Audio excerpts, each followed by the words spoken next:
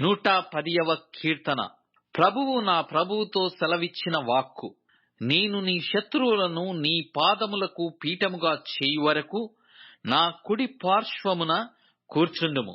యెహోవా, నీ పరిపాలన దండమును సియోనులో నుండి సాగజేయుచున్నాడు.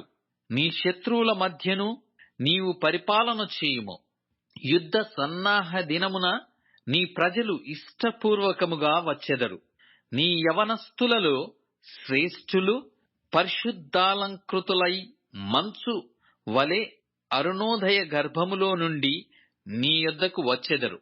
మెల్కీసెదెకు క్రమము చొప్పున నీవు నిరంతరము యాజకుడవై ఉండెదవని యెహోవా ప్రమాణము చేసియున్నాడు.